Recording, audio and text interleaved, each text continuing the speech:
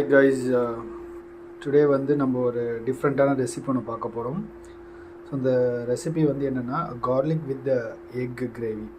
So கிரேவின்றது வந்து நம்ம தொக்குன்னு கூட சொல்லலாம். ஸோ ஆக்சுவலி என்ன அப்படின்னா நம்ம அது 2-in-1 யூஸ் பண்ண போகிறோம். சாதத்துக்கும் யூஸ் பண்ணிக்கலாம், சாதம் கிளற மாதிரி நம்ம யூஸ் பண்ணிக்கலாம். நெக்ஸ்ட் தோசை சப்பாத்திக்கு நம்ம சைட் டிஷ் மாதிரி நம்ம யூஸ் பண்ணிக்கலாம். அதுக்கு ஃபஸ்ட் நமக்கு தேவையான என்ன, ஒரு முழு பூண்டை எடுத்து நம்ம வந்து உரித்து வச்சுக்கணும்.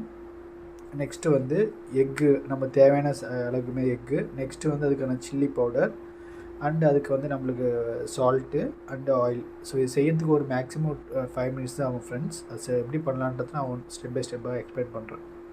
ஸோ பூண்டு இந்த மாதிரி நம்ம தேவைக்கேற்ப, அதாவது ஒரு முழு பூண்டு நான் எடுத்து வச்சுருக்கேன். ஸோ இந்த மாதிரி நம்ம உரித்து வச்சுட்டு ஸோ அதை வந்து நம்ம இந்த மாதிரி வந்து க்ரஷ் பண்ணிக்கலாம். ஸோ நம்ம இதை வந்து நல்லா வாஷ் பண்ணி வச்சுருக்கோம். ஸோ இதில் வந்து நம்ம பூண்டு போட்டுட்டு ஃபஸ்ட்டு க்ரஷ் பண்ணிவிட்டு கொஞ்சம் லைட்டாக தட்டி விட்டுட்டு, ஸோ இந்த மாதிரி நம்ம லைட்டாக ஃபுல்லாக நல்லா தட்டி நல்லா அரைக்கிற மாதிரி நம்ம வந்து அரைச்சி விட்டுட்டு, ஸோ நம்ம அதை கூட கார்லிக் பவுடர் நம்ம ஆட் பண்ணிக்கலாம். ஸோ ஓரளவுக்கு நம்ம இந்த மாதிரி நல்லா க்ரஷ் பண்ணியாச்சு. ஸோ க்ரஷ் பண்ணதுக்கு இதுக்கேற்ப வந்து நம்ம காரத்துக்கு ஏற்ற மாதிரி ஒரு 2 ஸ்பூன் இல்லை 1 ஸ்பூன் நம்ம வந்து சில்லி பவுடர் வந்து இதுக்கு நம்ம வந்து ஆட் பண்ணிக்கலாம்.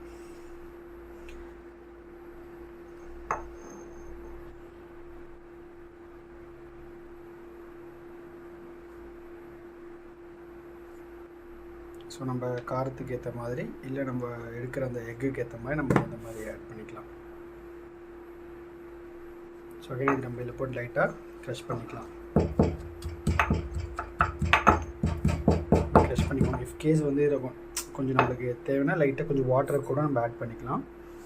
ஸோ வாட்டர் லைட்டாக ஆட் பண்ணிட்டு கொஞ்சம் திக் பேஸ்ட் மாதிரி இருந்ததுன்னா நம்ம ஆயிலில் போட்டு ஃப்ரை பண்ணும்போது நம்மளுக்கு நல்லாவே இருக்கும். இந்த மாதிரி கொஞ்சம் திக் பேஸ்ட்டாக வந்ததுக்கப்புறம் நம்ம மிக்ஸ் பண்ணிவிட்டு ஸோ நம்ம சைடில் வச்சுட்டு இப்போ ஒரு கடாயை வந்து நம்ம வச்சுட்டு நம்ம ஆயில் கொஞ்சம் லைட்டாக ஆட் பண்ணிக்கலாம். ஸோ நம்ம இந்த மாதிரி ஒரு கடாய் வச்சுட்டு நம்ம ஆயில் கொஞ்சம் நம்மளுக்கு ஏற்ற மாதிரி கொஞ்சம் ஆயில் வந்து மிக்ஸ் பண்ணிவிட்டு கொஞ்சம் ஆயில் அது சூடாகணும்னா நம்ம அந்த பேஸ்ட்டை வந்து இதில் ஆட் பண்ணி ஜஸ்ட் ஒரு 2 minutes வந்து நம்ம ஜஸ்ட் வந்து அதை வந்து ஃப்ரை பண்ணிவிட்டு ஸோ அதுக்கப்புறம் அதில் எக்கு போட்டு நம்ம இறக்கிடலாம். அப்புறம் மிக்ஸ் பண்ணி வச்சு அந்த பேஸ்ட் நம்ம போட்டு ஃப்ரை பண்ணிக்கலாம்.